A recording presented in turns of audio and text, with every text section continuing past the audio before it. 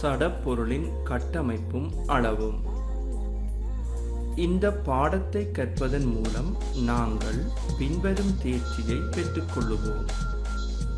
அணு கட்டமைப்பு தொடர்பான விஞ்ஞானபூர்வ கண்டறிகைகளை ஆராய்வோம். அணு, உப அணு துணிக்கைகள், இலத்திரன், புரோத்திரன், நியூத்திரன். அணுசக்தி மின்வலு நிலையம். இது எதற்காக அமைக்கப்பட்டுள்ளது என எம்மால் அறிய முடிகிறதா? அணுசக்தி மின்வலு நிலையத்தின் மூலமாக நாம் மிக பெருமளவு சக்தியை பெற்றுக்கொள்ள முடியும். எனவே இதில் பயன்படுத்தப்படும் அணுவை பற்றி நாம் மேலும் சிந்திப்போம். அணு என்றால் என்ன? இரசாயன தாக்கத்தில் பங்கு பெற்றக்கூடிய மிகச்சிறிய துணிக்கை அணு எனப்படும். அணுக்கள் பின்வரும் 2 பிரதான பகுதிகளை கொண்டுள்ளன. அணுக்கரு, சக்தி மட்டங்கள். அணுவில் புரோத்திரன், இலத்திரன், நியூத்திரன் ஆகிய கூறுகள் காணப்படும். இவை உப அணு துணிக்கைகள் எனப்படும். கருவில் புரோத்திரன்களும் நியூத்திரன்களும், சக்தி மட்டங்களில் இலத்திரன்களும் காணப்படும். இலத்திரன்கள் சுயாதீனமாக அசைந்த வண்ணம் இருக்கும். அணுவின் அமைப்பு. தற்போது நாங்கள் அணு ஒன்றினுடைய முப்பரிமாண தோற்றத்தை அவதானித்துக் கொண்டிருக்கிறோம். நியூத்திரன், புரோத்திரன். இங்கே மத்தியில் கருவும் அதனைச் சூழ இலத்திரன்களும் வளைய வடிவில் அசைந்து கொண்டிருக்கின்றன.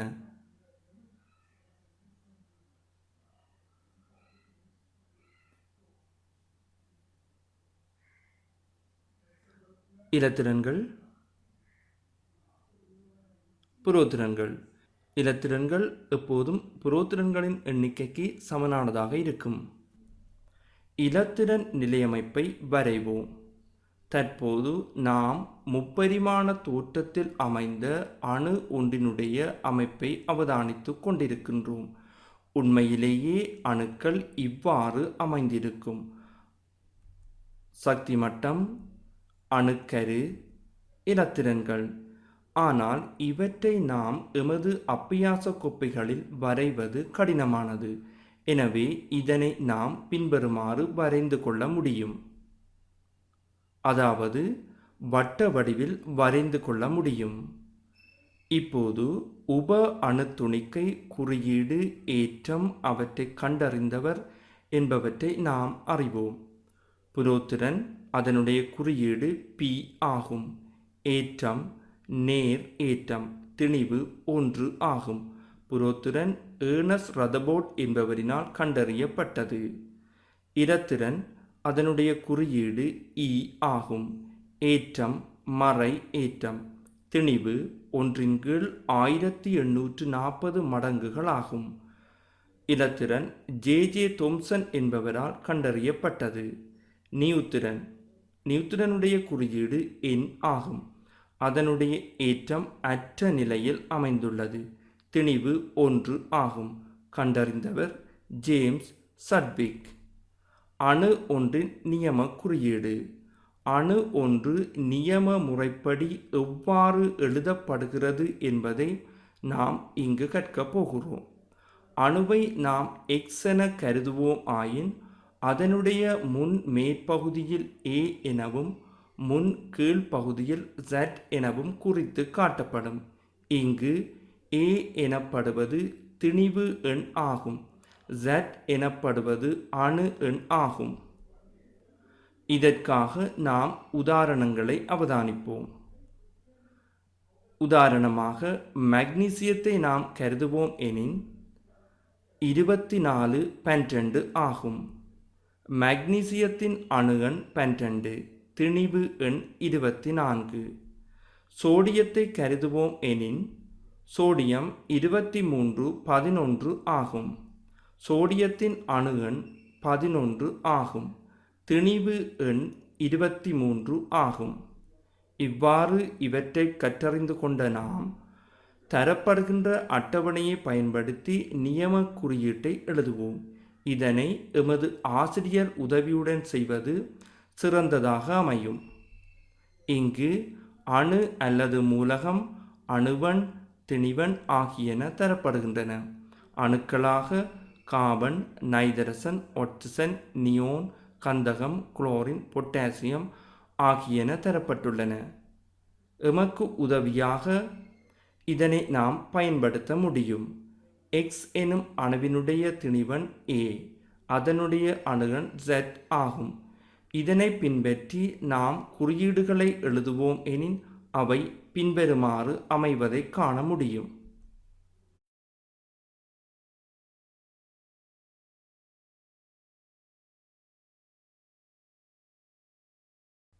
இப்போது அணுவின் புரோத்திரன், இலத்திரன், நியூத்திரன் எண்ணிக்கையை கணித்தல். அணு எண் சமன் புரோத்திரன்களின் எண்ணிக்கை சமன் இலத்திரன்களின் எண்ணிக்கையாக இருக்கும். இதனை நாம் Z சமன் P சமன் E என குறித்து காட்ட முடியும். அணுக்கள் நடுநிலையானவையாக இருப்பதால் புரோத்திரன்களின் எண்ணிக்கை இலத்திரன்களின் எண்ணிக்கைக்கு சமனாக இருக்கும். திணிவு எண் சமன் புரோத்திரன்களின் எண்ணிக்கை சக நியூத்திரன்களின் எண்ணிக்கை. அதாவது அணு ஒன்றிலுள்ள புரோத்திரன்களின் எண்ணிக்கையையும் நியூத்திரன்களின் எண்ணிக்கையையும் கூட்டுவதால் திணிவு எண் பெறப்படும். இதனை நாம் A சமன் P சக N என குறித்து காட்ட முடியும். பின்வரும் அட்டவணையை பூரணப்படுத்துக. இவ் அட்டவணையில் மூலகம், இலத்திரன்களின் எண்ணிக்கை, புரோத்திரன்களின் எண்ணிக்கை, நியூத்திரன்களின் எண்ணிக்கை, அணு எண், திணிவு எண் ஆகியன தரப்பட்டுள்ளன. இவற்றை புரோமின், கால்சியம், பொட்டாசியம், கந்தகம் ஆகியவற்றை பயன்படுத்தி நாம் பூரணப்படுத்த முயற்சி செய்வோம். அதாவது புரோமின் 10:5 எனவும், கால்சியம் 40:20 எனவும், பொட்டாசியம் 39:19 எனவும், கந்தகம் 32:16 எனவும் தரப்பட்டுள்ளது. இவற்றை பயன்படுத்தி நாம் அட்டவணையை நிரப்புவோம் எனின் அட்டவணையானது பின்வருமாறு அமையும். இங்கே புரோமினுடைய அணுவன் 5, புரோத்திரன் எண்ணிக்கை 5, நியூத்திரன் எண்ணிக்கை 5, அணு எண் 5, திணிவு எண் 10 ஆகும். கால்சியத்தினுடைய இலத்திரன்களின் எண்ணிக்கை 20, புரோத்திரன்களின் எண்ணிக்கை 20, நியூத்திரன்களின் எண்ணிக்கை 20, அணு எண் 20, திணிவு எண் 40 ஆகும். பொட்டாசியத்தினுடைய இலத்திரன் எண்ணிக்கை 19, புரோத்திரன் எண்ணிக்கை 19, நியூத்திரன் எண்ணிக்கை 20, அணு எண் 19, திணிவு எண் 39 ஆகும். கந்தகத்தினுடைய இலத்திரன் எண்ணிக்கை 16, புரோத்திரன் எண்ணிக்கை 16, நியூத்திரன் எண்ணிக்கை 16, அணு எண் 16, திணிவு எண் 32 ஆகும். இந்த பாட அலகை கற்றதன் மூலம் நாங்கள் பின்வரும் கற்றற்பேறுகளை பெற்றுக்கொண்டோம். மாணவர்களே, இன்று நாம் அணு பற்றியும் உப அணு துணிக்கைகளான இலத்திரன், புரோத்திரன், நியூத்திரன் ஆகியவற்றையும் நியம முறைப்படி அணுவொன்றை எவ்வாறு குறிப்பது என்பது பற்றியும் அறிந்து கொண்டோம். மீண்டும் நாம் அடுத்த அலகில் சந்திப்போம். நன்றி.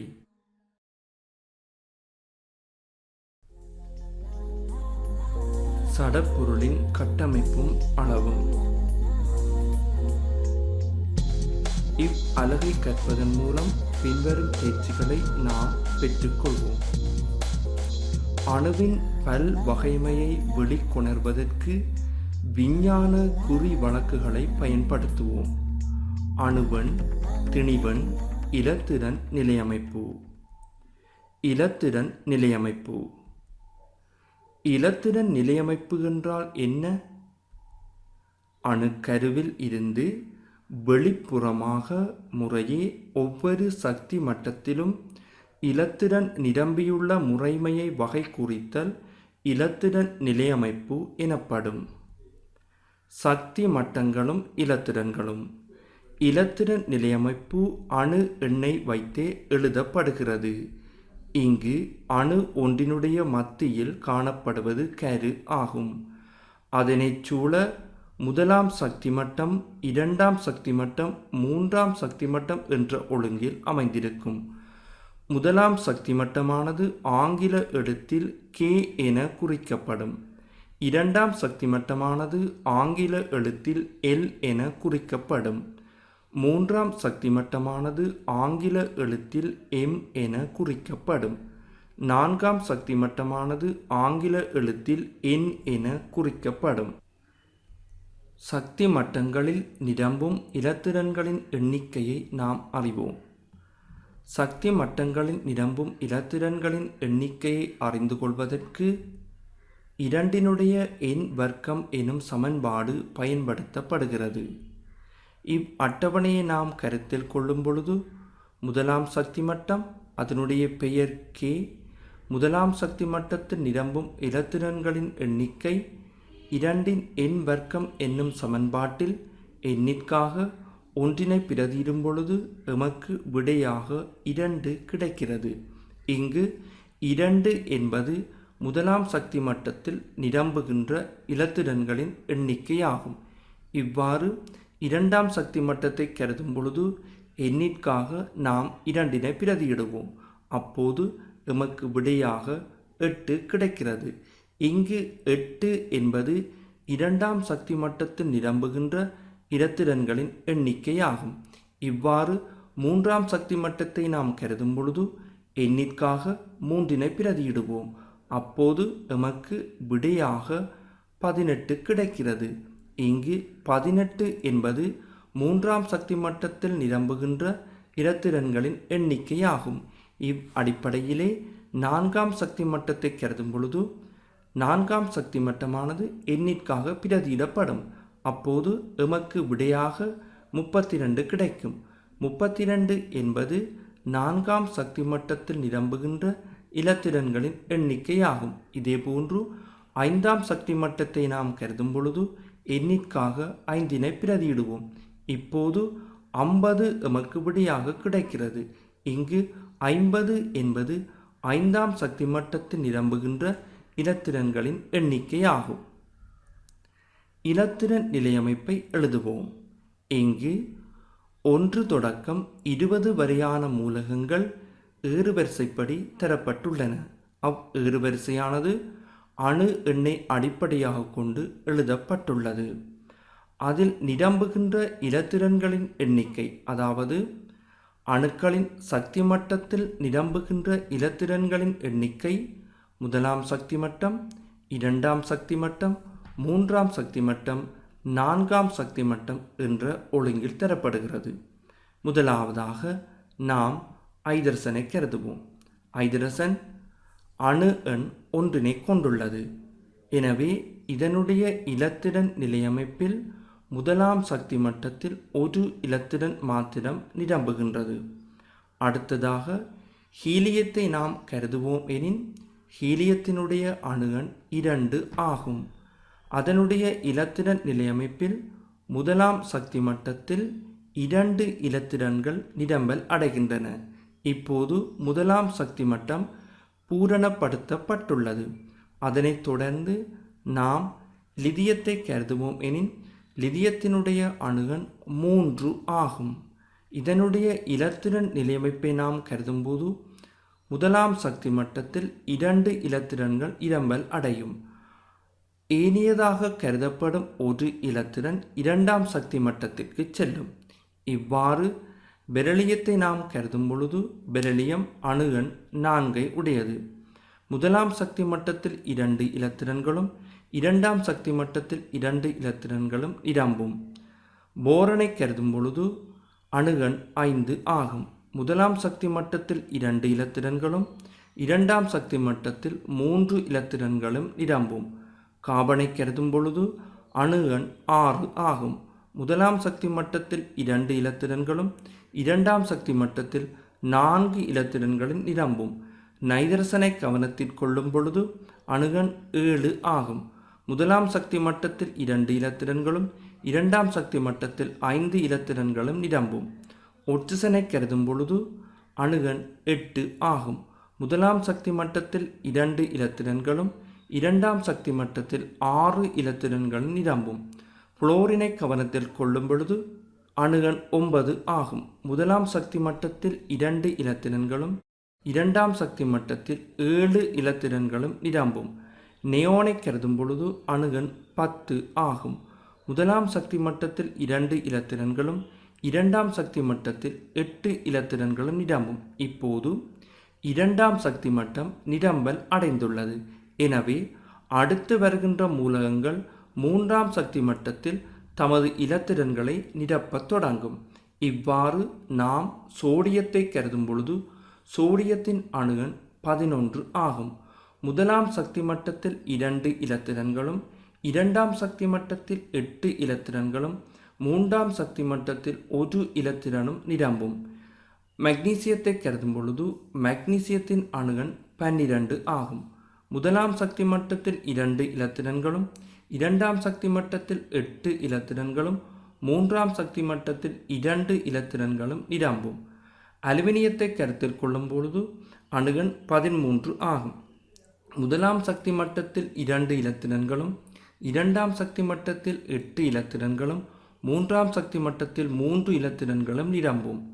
சிலிக்கனை கவனத்தில் கொள்ளும் பொழுது அணுகன் 14 ஆகும். முதலாம் சக்தி மட்டத்தில் 2, இரண்டாம் சக்தி மட்டத்தில் 8, மூன்றாம் சக்தி மட்டத்தில் 4 இலத்திரன்கள் நிரம்பும். பொசுபரஸை கவனத்தில் கொள்ளும் பொழுது அணுகன் 15 ஆகும். முதலாம் சக்தி மட்டத்தில் 2, இரண்டாம் சக்தி மட்டத்தில் 2, மூன்றாம் சக்தி மட்டத்தில் 15 ஆகும். கந்தகத்தை கருத்தில் கொள்ளும் பொழுது அணுகன் 16. முதலாம் சக்தி மட்டத்தில் 2, இரண்டாம் சக்தி மட்டத்தில் 8, மூன்றாம் சக்தி மட்டத்தில் 6 ஆகும். குளோரினை கருதும் பொழுது அணுகன் 17 ஆகும். முதலாம் சக்தி மட்டத்தில் 2, இரண்டாம் சக்தி மட்டத்தில் 8, மூன்றாம் சக்தி மட்டத்தில் 7 ஆகும். ஆகனை கருத்தில் கொள்ளும் பொழுது அணுகன் 18 ஆகும். முதலாம் சக்தி மட்டத்தில் 2, இரண்டாம் சக்தி மட்டத்தில் 8, மூன்றாம் சக்தி மட்டத்தில் 8. இப்போது மூன்றாம் சக்தி மட்டம் ஆகனிற்கு நிரம்பல் அடைந்துள்ளது. எனவே அடுத்து வருகின்ற அணுக்கள் தமது இலத்திரன்களை நான்காம் சக்தி மட்டத்தில் நிரப்ப ஆரம்பிக்கும். அவ்வாறே பொட்டாசியத்தினுடைய அணுகன் 19 ஆகும். முதலாம் சக்தி மட்டத்தில் 2, இரண்டாம் சக்தி மட்டத்தில் 8, மூன்றாம் சக்தி மட்டத்தில் 8, நான்காம் சக்தி மட்டத்தில் 1 இலத்திரனும் நிரம்பல் அடையும். இவ்வாறே கல்சியத்தை நாம் கருதும் பொழுது கல்சியத்தின் அணுகன் 20 ஆகும். முதலாம் சக்தி மட்டத்தில் 2, இரண்டாம் சக்தி மட்டத்தில் 8, மூன்றாம் சக்தி மட்டத்தில் 8, நான்காம் சக்தி மட்டத்தில் 2 இலத்திரன்களும் நிரம்ப ஆரம்பிக்கும். தரம் 10ஆம் ஆண்டை கற்கும் எமக்கு 1 தொடக்கம் 20 வரையான மூலகங்களின் இலத்திரன் நிலையமைப்பு எழுத இயலுமாக இருந்தால் அது போதுமானதாக இருக்கும். இவ்வாறு இலத்திரன் நிலையமைப்பை எழுதிய நாம் இப்போது அவற்றை எவ்வாறு சக்தி மட்டங்களில் வரைவது என அவதானிப்போம். இலத்திரன் நிலையமைப்பை வரைவோம். இங்கே ஐதரசன் அணு காட்டப்படுகிறது. ஐதரசன் அணு 2, 1 ஆகும். மத்தியில் கருவும் அதனைச் சுற்றி ஒரு சக்தி மட்டமும் அமைந்திருக்கும். இங்கு அமைந்திருக்கின்ற சக்தி மட்டத்தில் ஒரு இலத்திரன் நிரம்பல் அடையும். அடுத்ததாக நாம் ஒட்சிசனை கவனத்தில் கொள்ளுவோமாயின் ஒட்சிசன் 16, 8 ஆகும். இங்கு ஒட்சிசனை சூழ 2 சக்தி மட்டங்கள் அமைந்திருக்கின்றன. முதலாவது சக்தி மட்டத்தில் 2 இலத்திரன்களும் இரண்டாவது சக்தி மட்டத்தில் எஞ்சிய 6 இலத்திரன்களும் நிரம்பல் அடைகின்றன. இப்போது நாம் நியோனை அவதானிப்போம். நியோன் 20, 10 ஆகும். நியோன் முதலாவது சக்தி மட்டத்தில் 2 இலத்திரன்களையும் இரண்டாவது சக்தி மட்டத்தில் 8 இலத்திரன்களையும் கொண்டிருக்கும். இப்போது கந்தகத்தை கருதுவோம் எனின் கந்தகம் 32, 16 ஆகும். இங்கு கந்தகத்தில் முதலாவது சக்தி மட்டத்தில் 2 இலத்திரனும் இரண்டாவது சக்தி மட்டத்தில் 8 இலத்திரனும் மூன்றாவது சக்தி மட்டத்தில் 6 இலத்திரன்களும் நிரம்பல் அடையும்.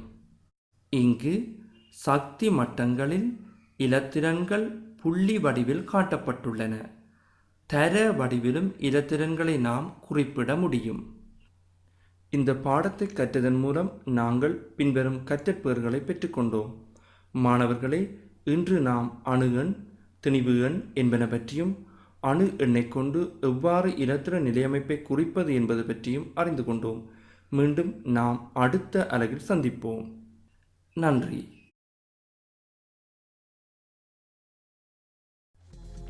சடப்பொருளின் கட்டமைப்பும் அளவும் ஆவர்த்தன அட்டவணை.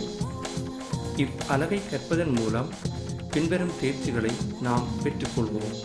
நவீன ஆவர்த்தன அட்டவணை, ஆவர்த்தனமும் கூட்டமும். நாங்கள் தற்போது வகைப்படுத்தப்பட்ட பொருட்களை அவதானிக்கின்றோம்.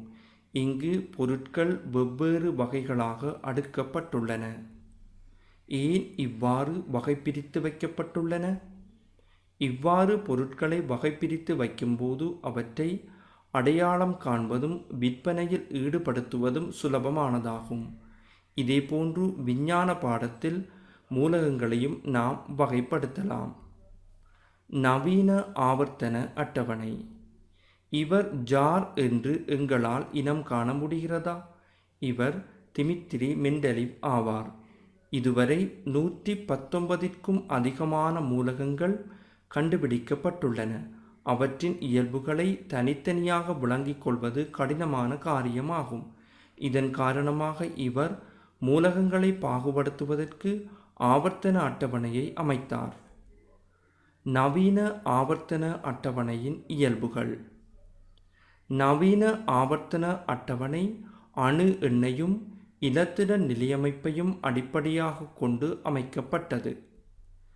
கிடையாக செல்பவை ஆவர்த்தனம் எனப்படும். இங்கு ஆவர்த்தனம் சிவத்த அம்புக்குறியினால் காட்டப்பட்டுள்ளது. நிலைக்குத்தாக செல்பவை கூட்டம் என அழைக்கப்படும். இங்கும் கூட்டம் சிவத்த அம்புக்குறியால் காட்டப்பட்டுள்ளது. பூரண ஆவர்த்தன அட்டவணை. இது பூரணமான ஆவர்த்தன அட்டவணையாகும். இதில் 118 மூலகங்கள் உள்ளடக்கப்பட்டுள்ளன. தரம் 10 அலகை கற்கும் எமக்கு முதல் 20 வரையிலான மூலகங்களின் ஆவர்த்தன அட்டவணை போதுமானதாகும். மூலகங்களை ஆவர்த்தனங்களுக்குள் அடக்குவோம். மூலகம் ஒன்றினுடைய இலத்திரன் நிலையமைப்பில் இறுதி சக்தி மட்டத்தில் உள்ள இலத்திரன்களின் எண்ணிக்கை அதனுடைய கூட்டத்தையும் சக்தி மட்டங்களின் எண்ணிக்கை அதனுடைய ஆவர்த்தனத்தையும் குறிக்கும். இங்கு அட்டவணையை நாம் அவதானிப்போமாயின் மூலகம், இலத்திரன் நிலையமைப்பு, இலத்திரன் நிலையமைப்பிற்காக 1ஆம், 2ஆம், 3ஆம், 4ஆம் சக்தி மட்டங்கள் காட்டப்பட்டுள்ளன. அடுத்து கூட்டம், ஆவர்த்தனம் என்பன குறிக்கப்பட்டுள்ளன. அணுக்கள் ஏறுவரிசைப்படி அமைந்துள்ளன. ஐதரசனை கருதுவோமெனின் ஐதரசன் 1ஆம் கூட்டத்தையும் 1ஆம் ஆவர்த்தனத்தையும் சேர்ந்தது. ஈலியத்தை கருதும்போது ஈலியம் 8ஆம் கூட்டத்தையும் 1ஆம் ஆவர்த்தனத்தையும் சேர்ந்தது. காரணம், ஈலியத்தினுடைய 1ஆம் சக்தி மட்டம் நிரம்பல் அடைந்துள்ளது. எனவே நிரம்பல் அடைந்துள்ள அணுக்கள் 8ஆம் கூட்டத்தைச் சேர்ந்தவை. லிதியத்தை கருதுவோமெனின் லிதியம் 1ஆம் கூட்டத்தையும் 2ஆம் ஆவர்த்தனத்தையும் சார்ந்தது. பெரிலியத்தை கருதுவோமெனின் பெரிலியம் 2ஆம் கூட்டத்தையும் 2ஆம் ஆவர்த்தனத்தையும் சார்ந்தது. போரனை கருதுவோமெனின் போரன் 3ஆம் கூட்டத்தையும் 2ஆம் ஆவர்த்தனத்தையும் சார்ந்தது. காபனை கருதுவோமெனின் காபன் 4ஆம் கூட்டத்தையும் 2ஆம் ஆவர்த்தனத்தையும் சார்ந்தது. நைதரசனை கருதுவோமெனின் நைதரசன் 5ஆம் கூட்டத்தையும் 2ஆம் ஆவர்த்தனத்தையும் சார்ந்தது. ஒட்சிசனை கருதுவோமெனின் ஒட்சிசன் 6ஆம் கூட்டத்தையும் 2ஆம் ஆவர்த்தனத்தையும் சார்ந்தது. புளோரினை கருதுவோமெனின் புளோரின் 7ஆம் கூட்டத்தையும் 2ஆம் ஆவர்த்தனத்தையும் சார்ந்தது. நியோனை கருதுவோமெனின் நியோன் 8ஆம் கூட்டத்தையும் 2ஆம் ஆவர்த்தனத்தையும் சார்ந்தது. இங்கு நியோனினுடைய 2ஆம் சக்தி மட்ட பூரண நிரம்பல் அடைந்துள்ளது. அடுத்து சோடியத்தை கருதுவோமெனின் சோடியம் 1ஆம் கூட்டத்தையும் 3ஆம் ஆவர்த்தனத்தையும் சார்ந்தது. மக்னீசியத்தை கருதுவோமெனின் மக்னீசியம் 2ஆம் கூட்டத்தையும் 3ஆம் ஆவர்த்தனத்தையும் சார்ந்தது. அலுமினியத்தை கருதும்போது அலுமினியம் 3ஆம் கூட்டத்தையும் மூன்றாம் ஆவர்த்தனத்தையும் சார்ந்தது. சிலிக்கனை கருதும்போது சிலிக்கன் 4ஆம் கூட்டத்தையும் 3ஆம் ஆவர்த்தனத்தையும் சார்ந்தது. பொஸ்பரஸை கருதும்போது பொஸ்பரஸ் 5ஆம் கூட்டத்தையும் 3ஆம் ஆவர்த்தனத்தையும் சார்ந்தது. கந்தகத்தை கருதும்போது கந்தகம் 6ஆம் கூட்டத்தையும் 3ஆம் ஆவர்த்தனத்தையும் சார்ந்தது. குளோரினை கருதும்போது 7ஆம் கூட்டத்தையும் 3ஆம் ஆவர்த்தனத்தையும் சார்ந்தது. ஆர்கனை கருதும்போது 8ஆம் கூட்டத்தையும் 3ஆம் ஆவர்த்தனத்தையும் சார்ந்தது. இங்கு ஆர்கனினுடைய இறுதி சக்தி மட்டமான 3ஆம் சக்தி மட்டம் நிரம்பல் அடைந்துள்ளது. பொட்டாசியத்தை கருதும்போது பொட்டாசியம் 1ஆம் கூட்டத்தையும் 4ஆம் ஆவர்த்தனத்தையும் சார்ந்தது. கல்சியத்தை கருதும்போது கல்சியம் 2ஆம் கூட்டத்தையும் 4ஆம் ஆவர்த்தனத்தையும் சார்ந்தது. இந்த பாட அலகை கற்றதன் மூலம் நாங்கள் பின்வரும் கற்றப்பெயர்களை பெற்றுக்கொண்டோம். மாணவர்களே, இன்று நாம் நவீன ஆவர்த்தன அட்டவணை பற்றியும் ஆவர்த்தனம் கூட்டம் பற்றியும் இடத்திறன் நிலையமைப்பை கொண்டு எவ்வாறு ஆவர்த்தனம் கூட்டம் என்பன குறிப்பிட முடியும் என்பது பற்றியும் அறிந்து கொண்டோம். மீண்டும் நாம் அடுத்த அலகில் சந்திப்போம். நன்றி.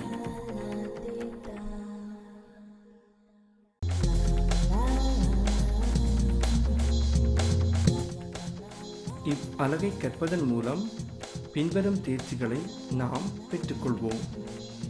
சமதானிகள், சமதானிகளின் இயல்புகள்.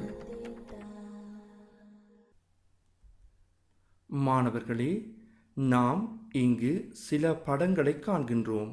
இவை மருத்துவம், விஞ்ஞான ஆய்வுகள், தொழில்நுட்பம், அகழ்வாராய்ச்சி என்பனவாகும்.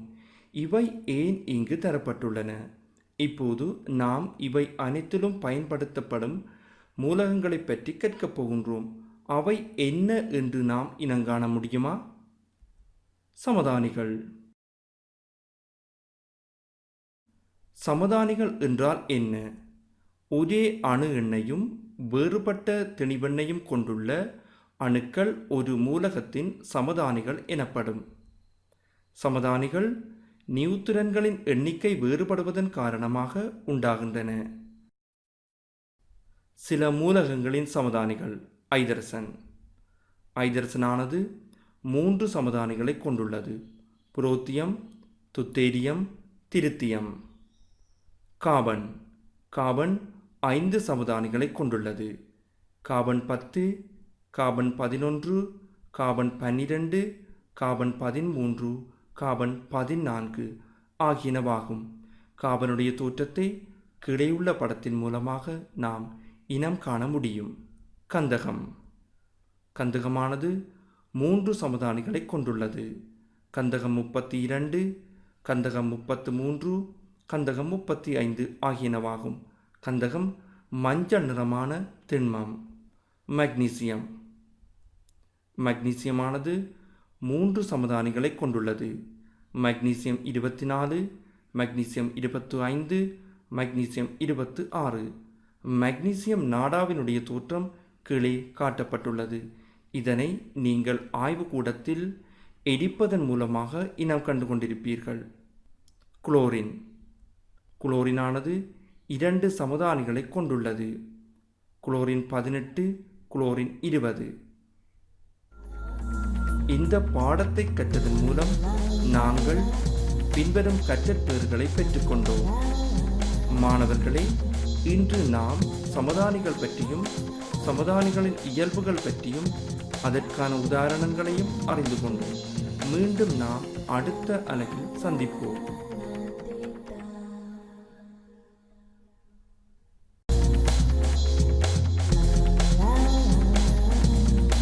இவ்வலகை கற்பதன் மூலம் நாம் பின்வரும் பயிற்சிகளை பெற்றுக்கொள்வோம். ஆவர்த்தன அட்டவணை கோலங்கள். முதலாம் அயனாக்கல் சக்தி, மின் எதிர்த்தன்மை. ஆவர்த்தன அட்டவணையின் கோலங்கள். இவை என்ன என்று எங்களால் இனங்காண முடியுமா? அன்றாட வாழ்வில் நாம் அவதானிக்கும் மேசை விரிப்புகள், துணிகள், ஆபரணங்கள், அலங்கார பொருட்கள் என்பவற்றில் உள்ள உருக்கள் சீராக மாறுபட்டு செல்வதை நாம் அவதானிக்கின்றோம். இவ்வாறு சீராக மாறும்போது அவை கோலம் எனப்படும்.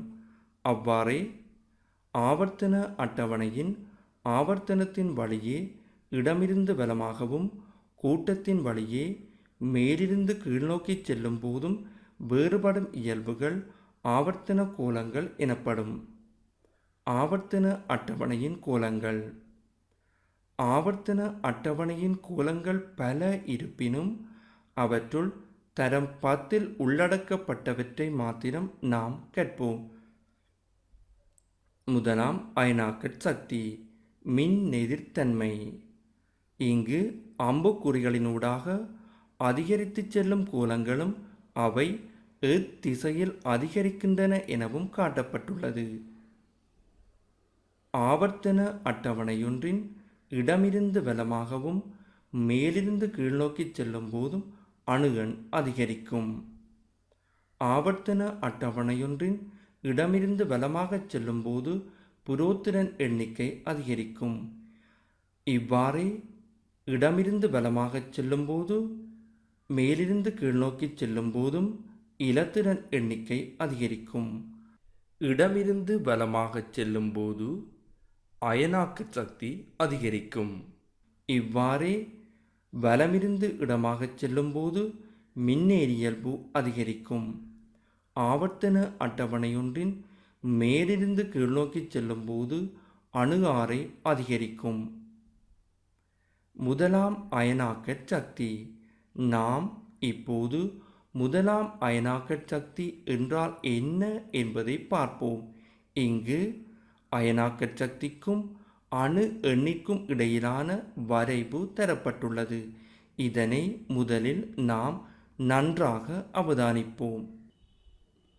வாயுநிலையில் காணப்படும் மூலகமொன்றின் அணுவில் இருந்து இலத்திரனொன்றை அகற்றி வாயுநிலையில் உள்ள அயனொன்றை உருவாக்குவதற்கு வழங்க வேண்டிய இழிவளவான சக்தி முதலாம் அயனாக்கற் சக்தி எனப்படும்.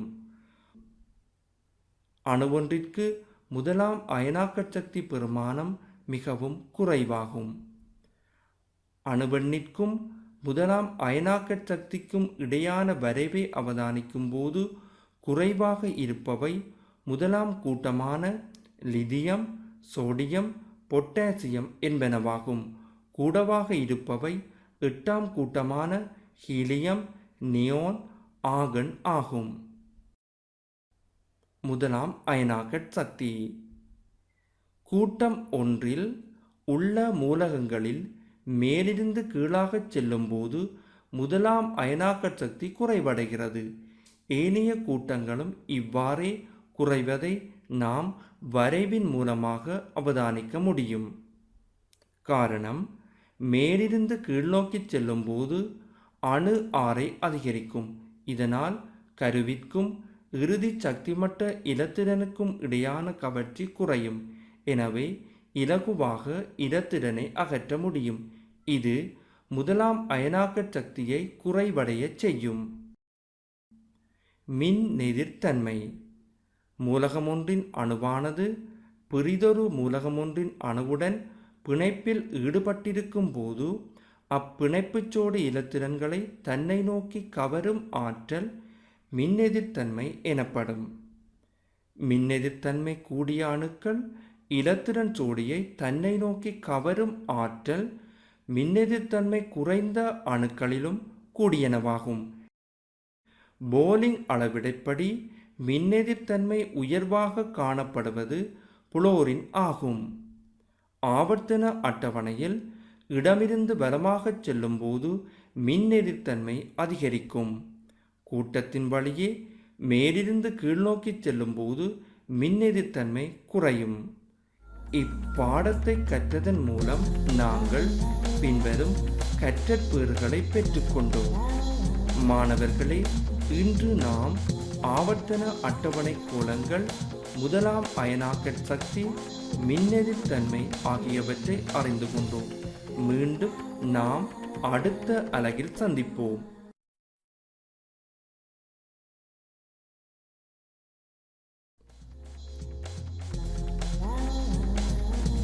இவ்வலகை கற்பதன் மூலம் பின்வரும் தேர்ச்சிகளை நாம் பெற்றுக்கொள்வோம். உலோகங்கள், உலோகங்களின் இயல்புகள், ஆவர்த்தன அட்டவணையில் அவற்றின் இருப்பிடம். உலோகங்கள், அல்லுலோகங்கள், உலோகப் போலிகள். இங்கு தரப்பட்டுள்ள படங்களை நாம் தெளிவாக அவதானிப்போம். நாங்கள் இப்போது அன்றாட வாழ்வில் பயன்படுத்தும் உலோகத்தினால், அல்லுலோகத்தினால், உலோகப் போலிகளினால் ஆன பொருட்களை அவதானிக்கின்றோம். இவை ஆவர்த்தன அட்டவணையில் எங்கு அமைந்துள்ளன என எங்களால் இனம் காண முடியுமா? உலோகங்கள், அல்லுலோகங்கள், உலோகப் போலிகள். ஆவர்த்தன அட்டவணையில் உள்ள நிறங்களை நாம் அவதானிப்போம். இடதுபுறமாக நீல நிறத்தில் உள்ளவை உலோகங்களாகும். வலதுபுறமாக கபில நிறத்தில் உள்ளவை அல்லுலோகங்களாகும். இரண்டிற்கும் இடைப்பட்ட பச்சை நிறத்தில் உள்ளவை உலோகப் போலிகளாகும். இங்கு அடையாளம் காண்பதற்கு இலகுவாகவே நிறங்கள் வழங்கப்பட்டுள்ளன. உலோகங்கள். நாம் இப்போது உலோகங்கள் என்றால் என்ன என்பதை பார்ப்போம். இலத்திரன்களை இழந்து நேர் அயனை தோற்றுவிக்கும் ஆற்றல் உள்ளவை உலோகங்களாகும். உலோகங்களின் இயல்புகள். உலோகங்கள் இரண்டு வகையான இயல்புகளை கொண்டுள்ளன. அவையாவன பகுதீக இயல்பு, இரசாயன இயல்பு. பகுதீக இயல்புகளாக மினுக்கமான மேற்பரப்பு, தட்டும்போது கணீர் என ஒலி எழுப்புதல், வாட்டத்தகு இயல்பு, நீட்டத்தகு இயல்பு, சிறந்த மின் வெப்ப கடத்தல் ஆகியன காணப்படுகின்றன. இங்கு தட்டும்போது எனும்போது ஒரு உலோகத்தை இன்னொரு உலோகத்தினால் தட்டுதல் வேண்டும்.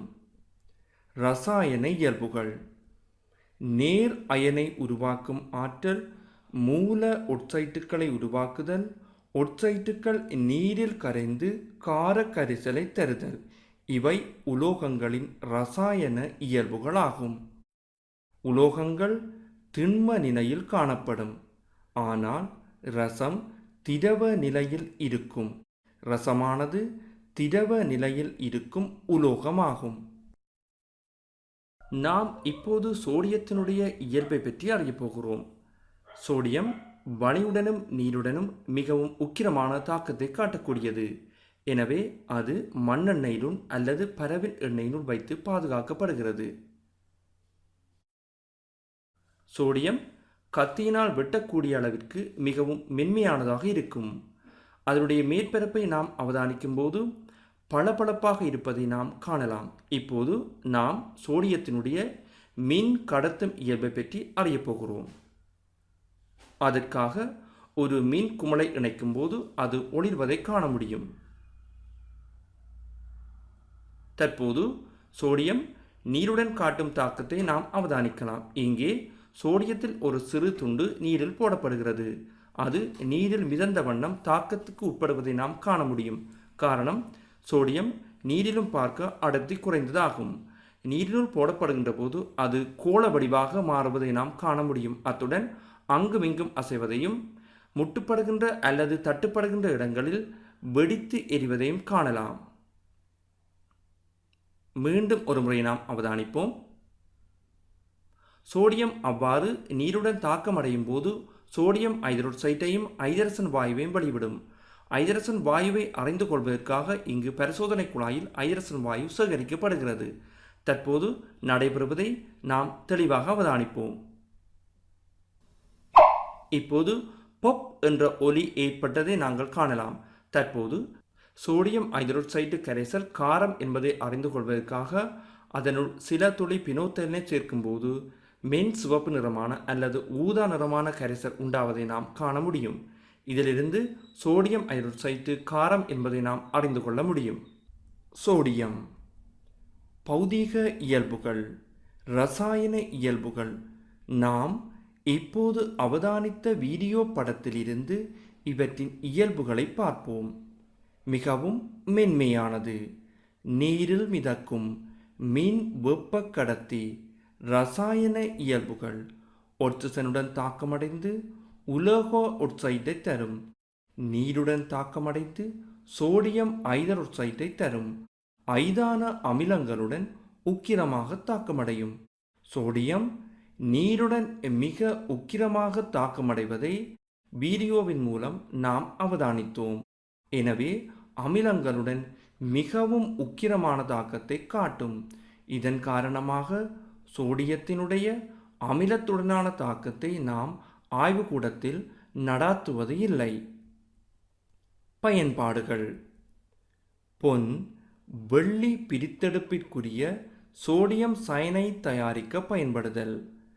சேதன இரசாயனத்தில் தாழ்த்தியாக பயன்படுதல். சோடியம் அமல்கம் தயாரிக்க உதவுதல். உலோக பிரித்தெடுப்பிற்கு உதவுதல்.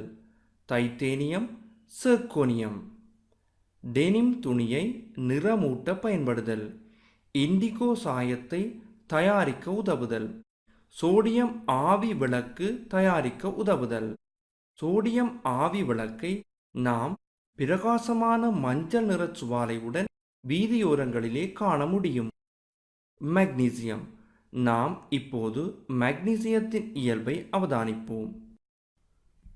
இங்கே புடக்குகையொன்றிலே மக்னீசிய துகள்கள் எடுக்கப்படுவதை நாம் காண்கின்றோம்.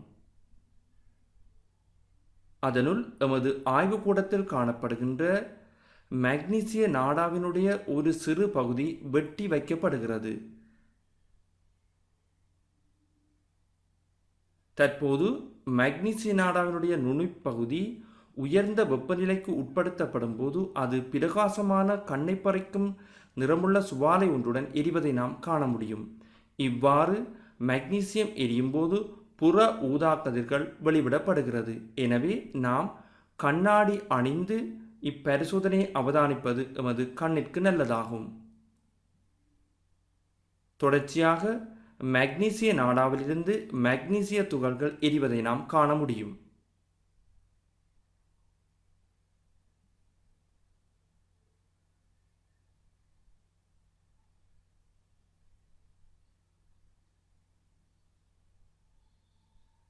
இப்போது மிகவும் பிரகாசமான சுவாலையுடன் மக்னீசியம் எரிவதை நாம் அவதானிக்கின்றோம்.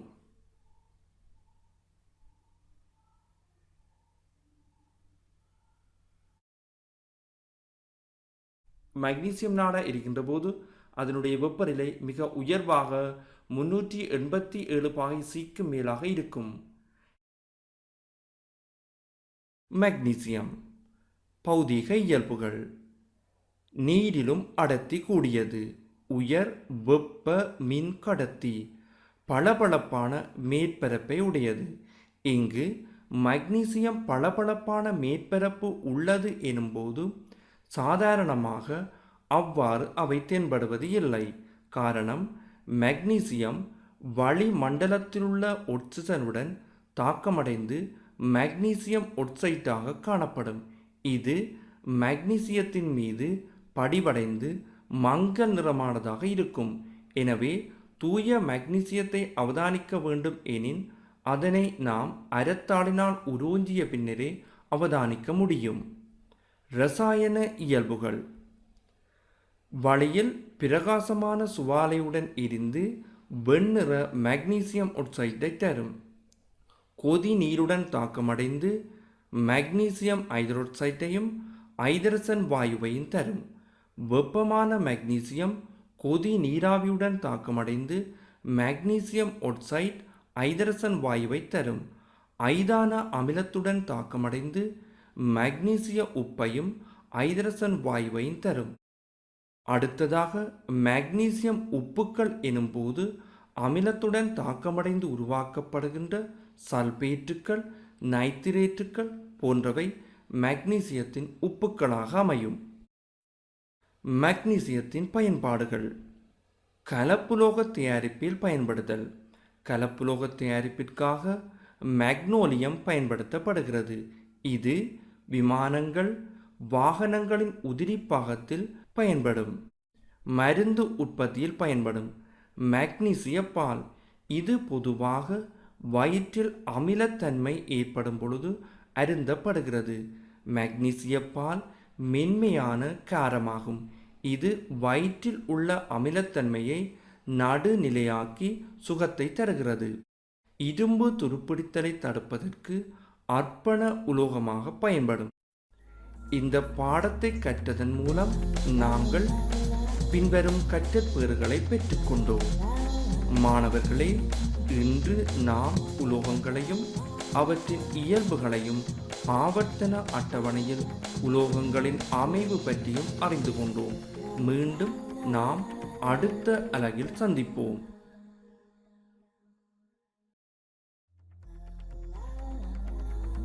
சடப்பொருளின் கட்டமைப்பும் அளவும். அல்லுலோகங்கள்.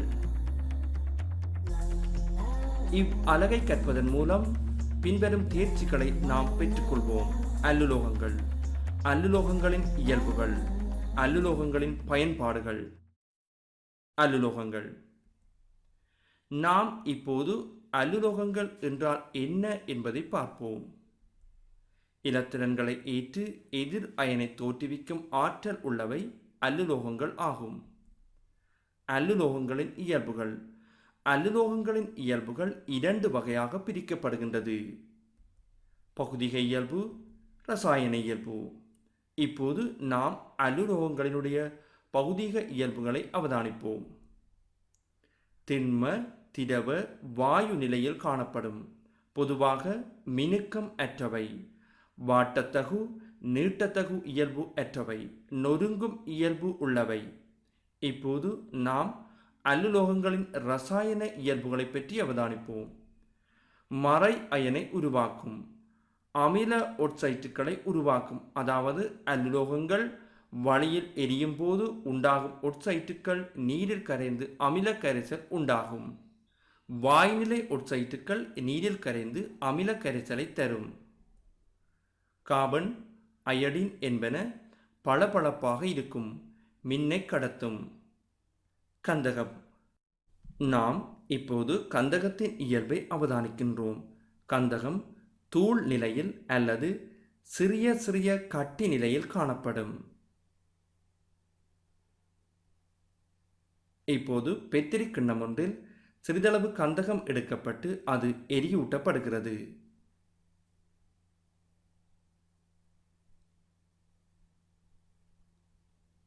இவ்வாறு எரியூட்டப்படும் போது சிறிய கோளமாக மாறுவதையும், அதாவது உருகி சிறிய கோளமாக மாறுவதையும், நீல நிற சுவாலையுடன் எரிவதையும் நாம் காண்கின்றோம்.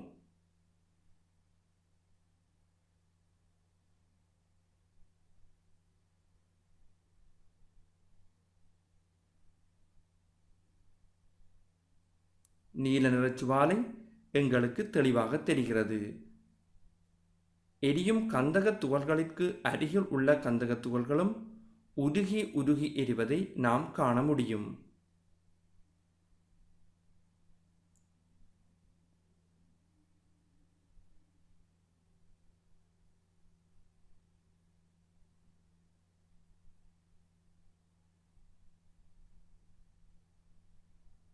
இப்போது நீல நிறச்சுவாலை தெளிவாக எம்மால் அவதானிக்கப்பட முடியும்.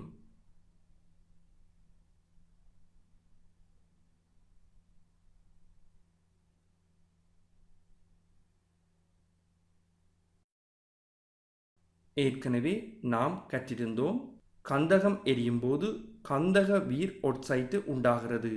இதனை நாம் மீண்டும் நினைவிற்கொள்வது அவசியம்.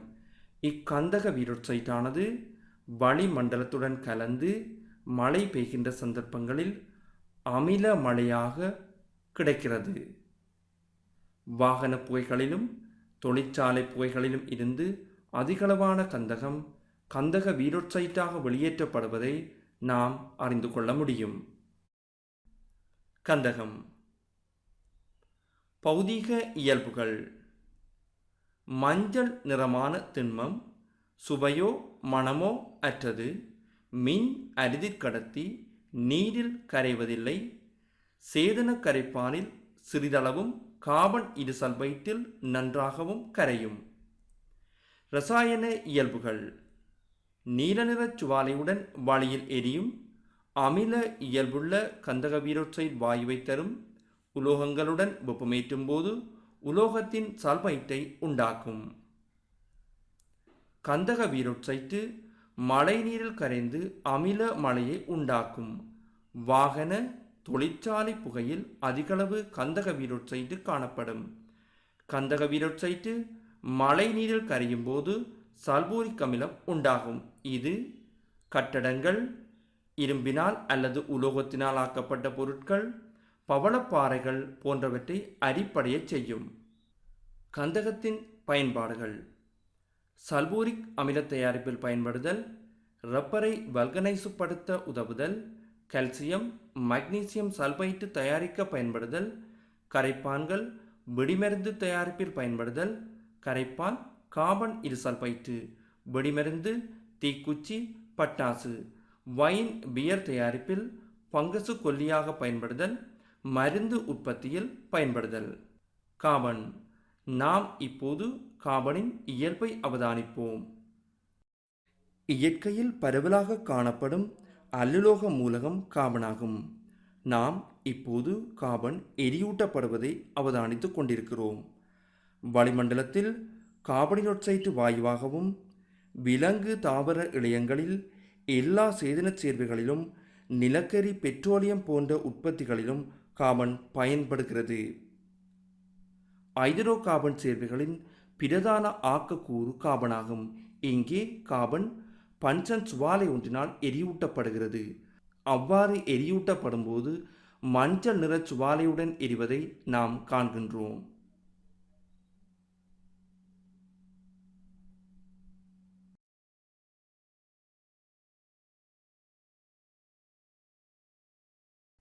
கார்பன் பௌதிக இயல்புகள்: வெவ்வேறு பிற திருப்பங்களை கொண்டுள்ளது. வைரம் அடர்த்தி கூடியது, உயர் முறிவு சுட்டியுள்ளது, வன்மையானது, மின்னை கடத்தாது. காரீயம் மின்னை கடத்தும். நிலக்கரி மரக்கரி வாயுக்களை புறத்துறிஞ்சும். இரசாயன இயல்புகள்: தாக்குதிறன் குறைந்தது, உயர் வெப்பநிலையில் கார்பனீரொட்சைட்டை தரும், உயர் வெப்பநிலையில் கால்சியத்துடன் கால்சியம் கார்பைட்டை தரும். கார்பனின் பயன்பாடுகள்: கார்பனின் பிற திருப்பங்களே அதிகளவில் பயன்படுத்தப்படுகின்றன. கார்பனின் வடிவம். பயன்கள்: பளிங்குருவற்ற கார்பன், கருப்பு நிற பூச்சு, இறப்பர் நிரப்பி, நிலக்கரி, காரீயம், எரிபொருள் பென்சில் உற்பத்தி, மின்கலன்களின் மின்வாய்கள், உராய்வு நீக்கி. வைரம் ஆபரணங்கள் தயாரிப்பு, இரத்தினக்கல் வெட்டுதல், கண்ணாடி வெட்டுதல், உராய்வு நீக்கி. கரி வாயுக்களை உறிஞ்சுதல், நீர் சுத்திகரிப்பு. கார்பன் விண்கலத்தின் பாகங்கள் தயாரிப்பு, விண்வெளி உடைகள் தயாரிப்பு, ஏவுகணை தயாரிப்பு, உராய்வினால் உண்டாகும் வெப்பத்தை தாங்குதல். பிற திருப்பம்: ஒரு மூலகத்தின் வெவ்வேறு வடிவங்கள் பிற திருப்பம் எனப்படும். நைதரசன். இப்போது நாம் நைதரசனின் இயல்பை அவதானிக்கப் போகின்றோம். நைதரசனானது திரவ நிலையில் காணப்படும் பொழுது மிக விரைவாக ஆவியாக கூடியது. எனவே நாம் கண்ணாடி அணிந்து அவற்றை அவதானிப்பது நல்லம். திரவ நைதரசன் மிகவும் குளிர்ச்சியானது. உடனடியாகவே அது வாயு நிலைக்கு மாறக்கூடியது. திரவ நிலையிலிருந்து நைதரசன் வாயு நிலைக்கு மாறுவதை நாம் தெளிவாக இங்கு அவதானிக்கின்றோம்.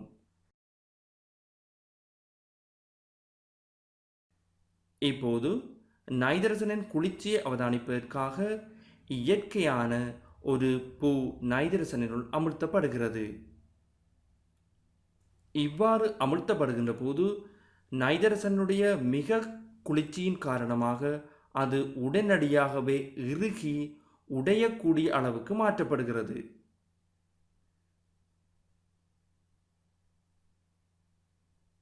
அதாவது இங்கு நைதரசனுடைய மிகுந்த குளிர்ச்சி உணரப்பட முடிகிறது.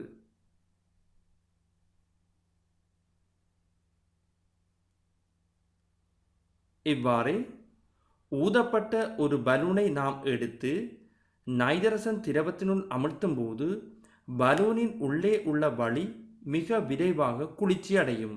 இதன் காரணமாக அங்கு கனவளவு குறைவு ஏற்படும். பலூன் மெதுவாக சுருங்கிக் கொண்டு போவதை நாம் காண முடியும்.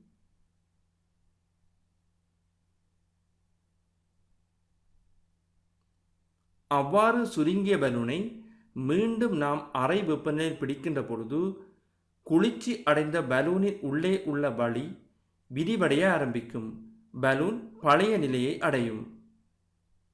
இதனை இன்னும் தெளிவாக அவதானிப்பதற்காக நாம் பலூனினுள்ளே சிறிதளவு நைதரசனை விடுகின்றோம். இப்பொழுது பலூனின் உள்ளே உள்ள நைதரசன் ஆவியாக தொடங்கும். அவ்வாறு ஆவியாக தொடங்கும் பொழுது பலூன் தானாக விரிவடைவதை காணலாம்.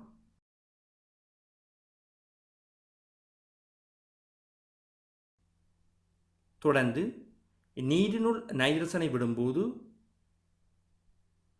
மிக அழகான அவதானம் ஒன்று நமக்கு கிடைக்கிறது.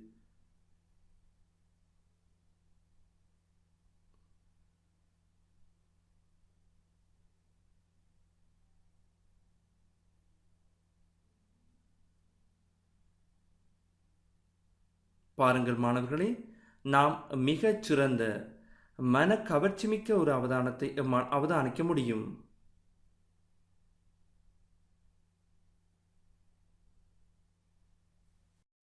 நைதரசன் பௌதீக இயல்புகள்.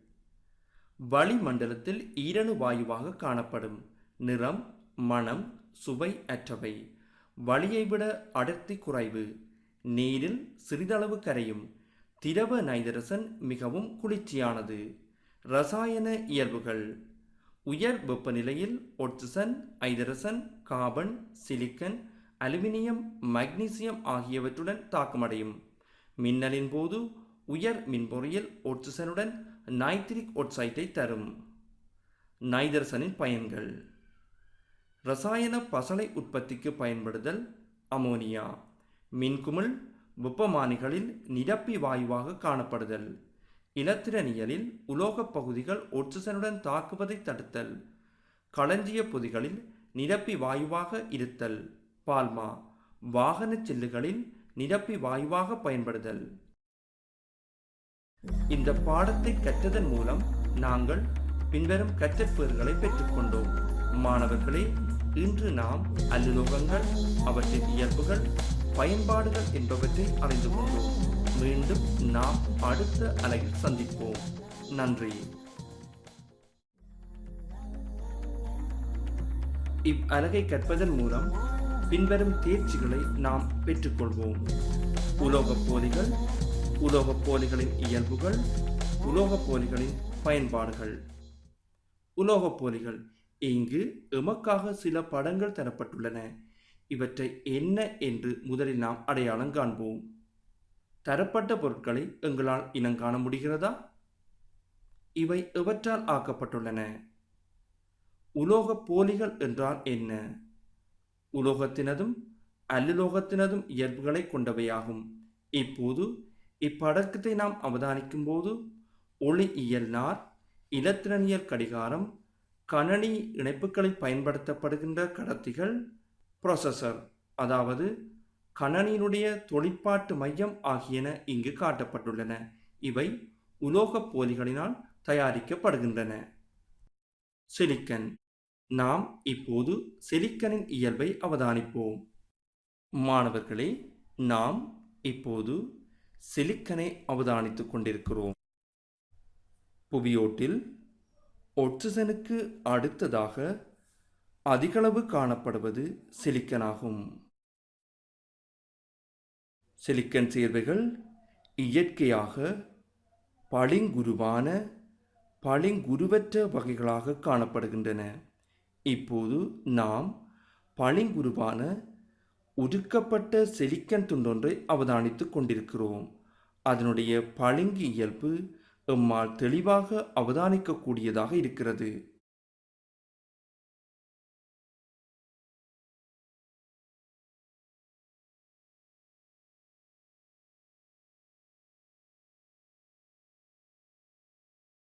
திருவானாக்கல், மணல் என்பவையுடன் எமரால்டு போன்ற இரத்தின கற்கள் பளிங்குருவான சிலிக்கன் சேர்வைகளாகும். இங்கு நாம் திருவானா கல் ஒன்றை அவதானித்துக் கொண்டிருக்கிறோம். இவற்றைப் போலவே களி பளிங்குருவற்ற சிலிக்கன் சேர்வையாகும்.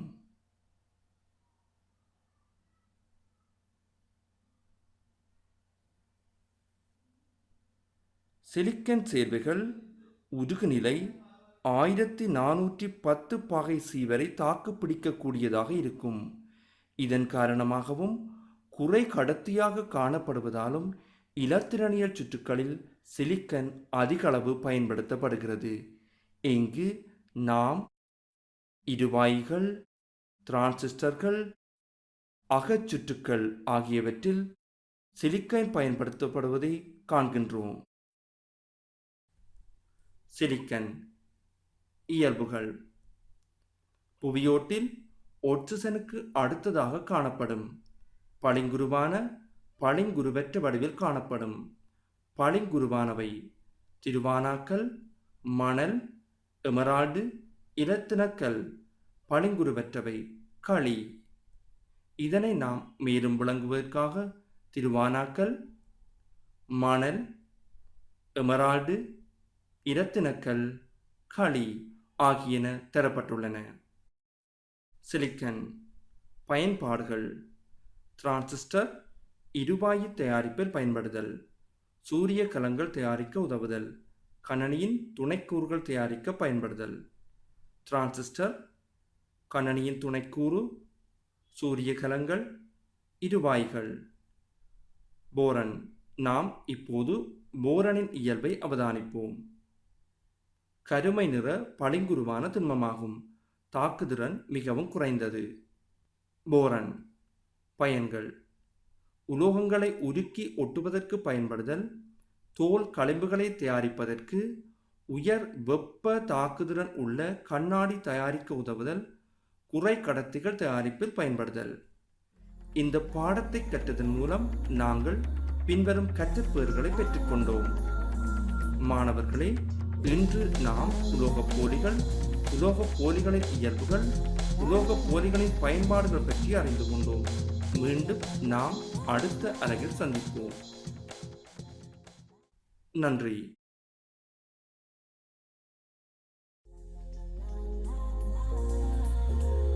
சடப்பொருளின் கட்டமைப்பும் அளவும். சடப்பொருளின் கட்டமைப்பும் அளவும். ஒட்சைட்டுகளின் அமில, மூல, ஈரியல்புகள். இந்த அலகை கற்பதன் மூலம் பின்வரும் தேர்ச்சிகளை நாம் பெற்றுக்கொள்வோம். ஒட்சைட்டுகளின் அமில, மூல, ஈரியல்புகள். ஆவர்த்தன அட்டவணையில் அவற்றின் போக்கு. ஒட்சைட்டுகளின் அமில, மூல, ஈரியல்பு. மூலகங்கள் ஒட்சிசனுடன் தாக்கமடைந்து அவற்றின் ஒட்சைட்டுகளை உண்டாக்கும்.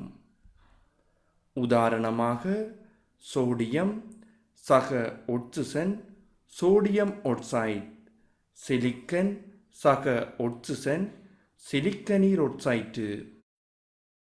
இவை நீரில் கரையும் போது அமில, மூல, ஈரியல்புள்ள கரைசல்களை தரும்.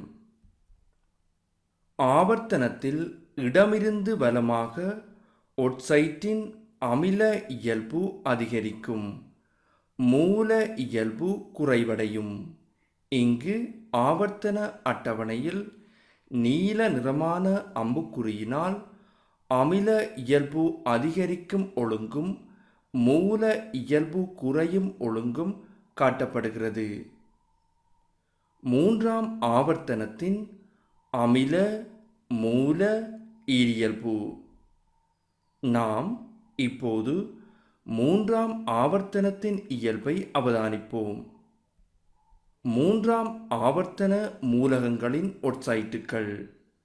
அமில, மூல இயல்புகள்.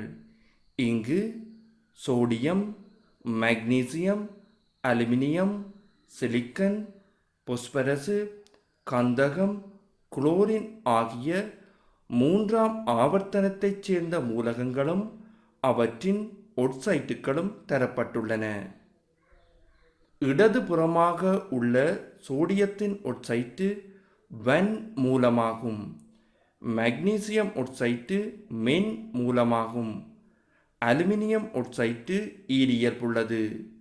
சினிக்கனில் இருந்து குளோரின் வரை அமில இயல்பு அதிகரித்து செல்வதை நாம் காண முடியும். இந்த பாடத்தை கற்றதன் மூலம் நாங்கள் பின்வரும் கற்றப்பேறுகளை பெற்றுக்கொண்டோம். மாணவர்களே, இன்று நாம் ஒட்சைட்டுகளின் அமில, மூல, ஈரியல்புகள் மற்றும் ஆவர்த்தன அட்டவணையில் அவற்றின் போக்குகள் என்பவற்றை அறிந்து கொண்டோம். மீண்டும் நாம் அடுத்த அலகில் சந்திப்போம். நன்றி.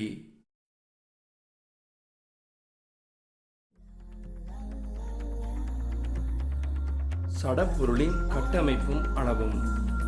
ரசாயன சூத்திரங்கள். இந்த அலகை கற்பதன் மூலம் பின்வரும் தேர்ச்சிகளை நாம் பெற்றுக்கொள்வோம். வலுவளவு, ரசாயன குறியீடுகளை அமைத்தல், ரசாயன சூத்திரங்கள். வலுவளவு. அணு ஒன்று இழக்கும் அல்லது ஏற்கும் அல்லது பங்கீடு செய்யும் இலத்திரன்களின் எண்ணிக்கை வலுவளவு எனப்படும்.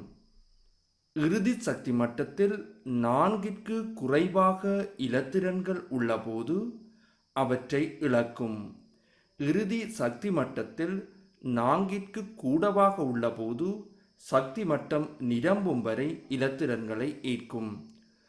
4 இலத்திரன்கள் உள்ளபோது அவற்றை பங்கீடு செய்யும். வலுவளவுகள் எழுதும் போது நேர் மறை குறிகள் எழுதப்படுவதில்லை. இலத்திரன்களின் எண்ணிக்கை மாத்திரமே கருத்தில் கொள்ளப்படும். ரசாயன சூத்திரங்கள். நாம் இப்போது மூலகங்களின் வலுவளவுகளை இனம் காண்போம். இங்கே அட்டவணை ஒன்று தரப்பட்டுள்ளது. இவ் அட்டவணையில் மூலகம், இலத்திரன் நிலையமைப்பு, இழக்கும் அல்லது ஏற்கும் அல்லது பங்கீடு செய்யும் இலத்திரன்களின் எண்ணிக்கை, வலுவளவு ஆகியன தரப்பட்டுள்ளன. அத்துடன் இங்கு காணப்படும் மூலகங்கள் அணுவன் ஏறுவரிசைப்படி அமைந்துள்ளன. முதல் 20 வரையான அணுக்கள் இங்கு தரப்பட்டுள்ளன. முதலாவதாக நாம் ஐதரசனை கருத்தில் கொள்வோம். ஐதரசன் முதலாம் சக்தி மட்டத்தில் ஒரு இலத்திரனை கொண்டுள்ளது. எனவே அதனுடைய வலுவளவு 1 ஆகும். இவ்வாறே ஹீலியத்தை நாம் கருதும் போது ஹீலியம் முதலாம் சக்தி மட்டத்தில் 2 இலத்திரனை கொண்டுள்ளது. இலத்திரன்கள் சக்தி மட்டத்தில் நிரம்பல் அடைந்துள்ளமையின் காரணமாக ஹீலியத்தின் வலுவளவு 0 ஆகும். அடுத்ததாக நாம் லிதியத்தை கருதும் போது இலிதியம் 2ஆம் சக்தி மட்டத்தில் ஒரு இலத்திரனை மாத்திரம் கொண்டுள்ளது. இது 4ற்கும் குறைவாக உள்ள காரணத்தினால் ஒரு இலத்திரனை இழக்கிறது. இதன்போது வலுவளவு 1 ஆகும். இவ்வாறு பெரிலியம் 2ஆம் சக்தி மட்டத்தில் 2 இலத்திரனை கொண்டுள்ளது. 2 இலத்திரன்கள் இழக்கப்படும் போது அதனுடைய வலுவளவு 2 ஆகிறது. இப்போது நாம் போரனை கருதும் போது போரன் 2ஆம் சக்தி மட்டத்தில் 3 இலத்திரனை கொண்டுள்ளது. 3 இலத்திரன்களையும் இழக்கும் காரணத்தினால் அதனுடைய வலுவளவு 3 ஆகும். அடுத்ததாக நாம் காபனை கருதும் போது 2ஆம் சக்தி மட்டத்தில் காபனானது 4 இலத்திரன்களை கொண்டுள்ளது. எனவே அவ் இலத்திரன்கள் இழக்கப்படவோ ஏற்கப்படவோ முடியாதவை. இதனால் காபன் 4 இலத்திரனை பங்கீட்டு வலுப்பிணைப்பில் ஈடுபடுத்துகிறது. இதனால் காபனின் வலுவளவு 4 ஆகிறது. நைதரசனை நாம் கருதும் போது 2ஆம் சக்தி மட்டத்தில் 5 இலத்திரன்களை நைதரசன் கொண்டுள்ளது. எனவே நைதரசன் 3 இலத்திரன்களை ஏற்கும். இதனால் வலுவளவு 3 ஆகும். நாம் ஒட்சிசனை கருதும் போது ஒட்சிசனின் 2ஆம் சக்தி மட்டத்தில் 6 இலத்திரன்கள் காணப்படுகின்றன. எனவே ஒட்சிசன் 2 இலத்திரன்களை ஏற்கும். இது வலுவளவு 2 கொடுக்கும். அடுத்ததாக நாம் புளோரினை கருதும் போது புளோரினின் இரண்டாம் சக்தி மட்டத்தில் 7 இலத்திரன்கள் காணப்படுகின்றன. எனவே புளோரின் ஒரு இலத்திரனை ஏற்கிறது. அவ்வாறு ஏற்கும்போது புளோரினின் வலுவளவு 1 ஆகிறது. அடுத்து நாம் நியோனை கருதும் போது இரண்டாம் சக்தி மட்டத்தில் 8 இலத்திரன்கள் காணப்படுகிறது. இது நிரம்பல் நிலையில் இருப்பதன் காரணமாக நியோனின் வலுவளவு 0 ஆகும். அடுத்ததாக நாம் சோடியத்தை கருதும் போது சோடியத்தின் மூன்றாம் சக்தி மட்டத்தில் ஒரு இலத்திரன் காணப்படுகிறது. இதனால் சோடியம் ஒரு இலத்திரனை இழக்கும் போது அதனுடைய வலுவளவு 1 ஆகிறது. அடுத்து நாம் மக்னீசியத்தை கருதும் போது மக்னீசியத்தின் மூன்றாம் சக்தி மட்டத்தில் 2 இலத்திரன்கள் காணப்படுகின்றது. இவை இழக்கப்படும் போது மக்னீசியம் வலுவளவு 2 பெறுகிறது. அலுமினியம் மூன்றாம் சக்தி மட்டத்தில் 3 இலத்திரனை கொண்டுள்ளது. இது இழக்கப்படும் போது வலுவளவு 3 அலுமினியம் பெறுகிறது. சிலிக்கன் மூன்றாம் சக்தி மட்டத்தில் 4 இலத்திரனை கொண்டுள்ளது. இதனால் இது பங்கீட்டில் ஈடுபடும். பங்கீட்டில் ஈடுபடுகின்ற போது சிலிக்கன் 4 வலுவளவை பெறுகிறது. பொசுபரசு மூன்றாம் சக்தி மட்டத்தில் 5 இலத்திரன்களை கொண்டுள்ளது. எனவே அது 3 இலத்திரன்களை ஏற்கும். பொசுபரசின் வலுவளவு இதனால் 3 ஆகிறது. அடுத்து கந்தகத்தை கருதும் போது கந்தகம் மூன்றாம் சக்தி மட்டத்தில் 6 இலத்திரன்களை கொண்டுள்ளது. எனவே கந்தகம் 2 இலத்திரன்களை ஏற்கும். இதனால் வலுவளவு 2 கந்தகம் பெறுகிறது. குளோரினை கருதும் போது குளோரினின் மூன்றாம் சக்தி மட்டத்தில் 7 இலத்திரன்கள் காணப்படும். எனவே குளோரின் ஒரு இலத்திரனை ஏற்கிறது. இவ்வாறு ஏற்கும்போது குளோரினின் வலுவளவு 1 கிடைக்கிறது. அடுத்து ஆகனை கருதும் போது மூன்றாம் சக்தி மட்டம் ஆகனில் நிரம்பல் அடைந்துள்ள நிலையில் உள்ளது. எனவே ஏற்கவோ இழக்கவோ பங்கீடு செய்யவோ முடியாத நிலையில் அது இருப்பதனால் அதனுடைய வலுவளவு 0 ஆகிறது. அடுத்ததாக நாம் பொட்டாசியத்தை கருதும் போது பொட்டாசியத்தின் 4ஆம் சக்தி மட்டத்தில் ஒரு இலத்திரன் காணப்படுகிறது. இது இழக்கப்படும் போது பொட்டாசியம் ஒரு வலுவளவை பெறுகிறது. இறுதியாக நாம் கல்சியத்தை கருதும் போது கல்சியத்தின் 4ஆம் சக்தி மட்டத்தில் 2 இலத்திரன்கள் காணப்படுகின்றன. இது இழக்கப்படும் போது கல்சியம் 2 வலுவளவை பெறுகிறது. ரசாயன சூத்திரங்கள். நாம் இப்போது மூலிகங்களின் வலுவளவுகளை இனங்காண்போம். இங்கு பல் அணு அயன்கள் அதாவது மூலிகம், ரசாயன சூத்திரம், வலுவளவு என்பவை தரப்பட்டுள்ளன. அமோனியம். அமோனியம் NH4+ என குறிக்கப்படுகிறது. அதனுடைய வலுவளவு 1 ஆகும். இவ்வாறே ஐதரோனியம் H3O+ என கூறப்படும். இதனுடைய வலுவளவு 1 ஆகும். மெதைல் CH3 இதனுடைய வலுவளவு 1 ஆகும். எதைல் C2H5 இதனுடைய வலுவளவு 1 ஆகும். இவ்வாறே நைட்ரேட்டு NO3-1, ஐதரசன் கார்பனேட்டு HCO3-1, ஐதரோட்சைட்டு OH-1, பரமங்கனேட்டு MnO4-1, ஐதரசன் சல்பேட்டு HSO4-1, குரோமேட்டு CrO4-2-2, இரு chromate Cr2O7-2-2, sulphate SO4-2-2, carbonate CO3-2-2, phosphate PO4-3. இங்கு ரசாயன சூத்திரங்கள் தமிழில் கூறப்படும் போது எமக்கு சில இடர்பாடுகள் ஏற்படுகிறது. ஆகவே நாம் அவற்றை ஆங்கிலத்தில் கூறி பழகுவது மிகவும் பொருத்தமானதாக அமையும்.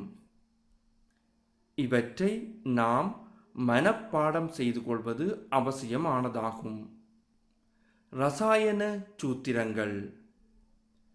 நாம் சேர்வைகளை அமைக்கும் போது பின்வருவனவற்றை அவதானிப்போம்.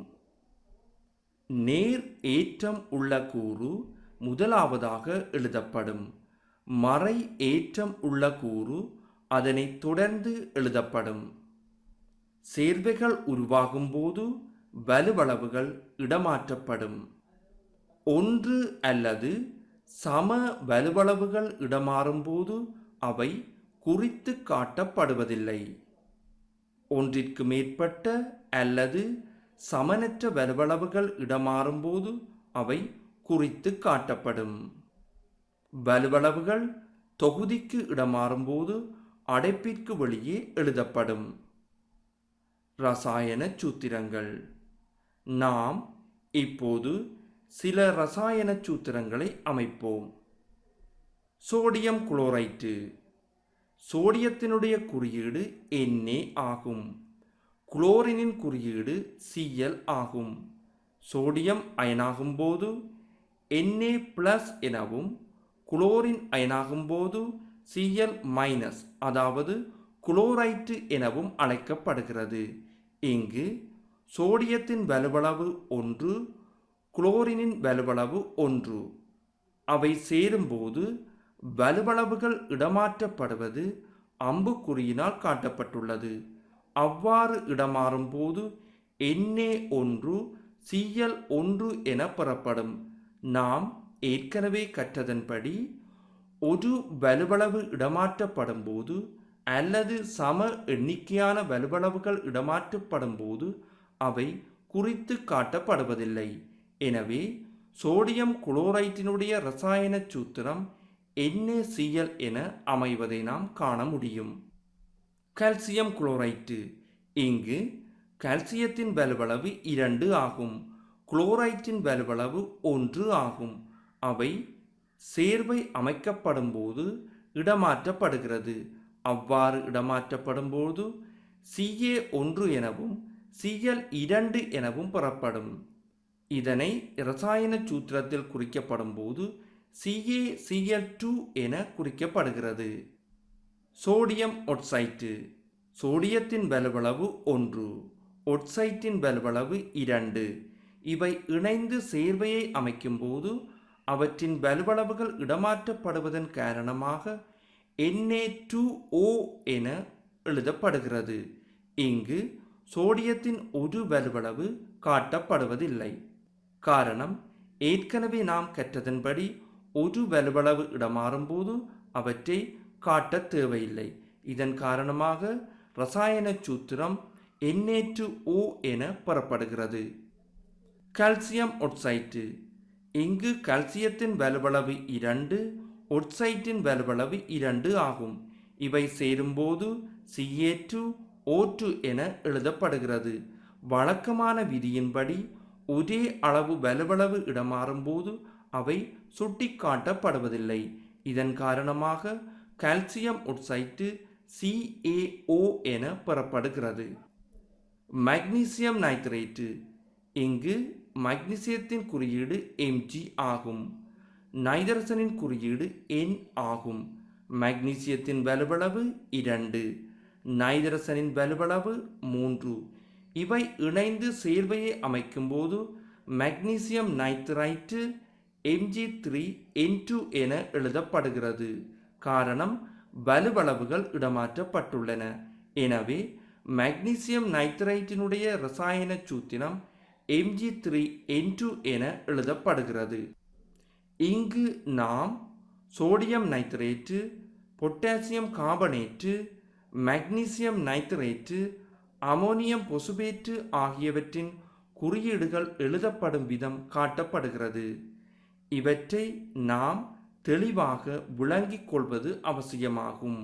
இங்கு காட்டப்பட்டுள்ளது போன்று அம்புக்குறிகளை நாம் பரீட்சையின் போது எழுதி காட்டுவது அவசியமற்றது. சோடியம் நைட்ரேட்டின் குறியீடு NaNO3 ஆகும். மக்னீசியம் நைட்ரேட்டின் குறியீடு MgNO3 ஆகும். அதாவது 2 அடைப்புக்குறியின் வெளியே எழுதப்படுகிறது. காரணம், தொகுதிக்கு வலுவளவு இடமாற்றப்படுகின்ற போது அவை அடைப்புக்குறியினுள் தொகுதிகள் காட்டப்பட்டு வலுவளவு வெளியே எழுதப்படுகிறது. இதன் காரணமாக மக்னீசியம் நைட்ரேட்டு MgNO3 ட்வைஸ் என வாசிக்கப்படுகிறது. 2 என்பது ட்வைஸ் என குறிக்கப்படுகிறது. இவ்வாறே 3 பெறப்படும் போது த்ரைஸ் என குறித்து காட்டப்படுகிறது. Potassium carbonate K2CO3 ammonium phosphate. இங்கு அமோனியம் NH4+ ஆகும். இது ஒரு மூலிகம். இது நேர் ஏற்றம் உள்ள காரணத்தினால் மறை ஏற்றம் உள்ள மூலிகங்களுடன் இணைந்து சேர்வைகளை உருவாக்கும். அவ்வாறு அமோனியம் பொஸ்பேட்டினுடைய குறியீட்டை நாம் எழுதும்போது NH4 த்ரைஸ் PO4 என எழுதப்படுகிறது. இந்த பாடத்தை கற்றதன் மூலம் நாங்கள் பின்வரும் கற்றற்பேறுகளை பெற்றுக்கொண்டோம். மாணவர்களே, இன்று நாம் வலுவளவு, ரசாயன குறியீடுகளை அமைக்கும் முறை என்பவற்றை அறிந்து கொண்டோம். மீண்டும் நாம் அடுத்த அலகில் சந்திப்போம். நன்றி.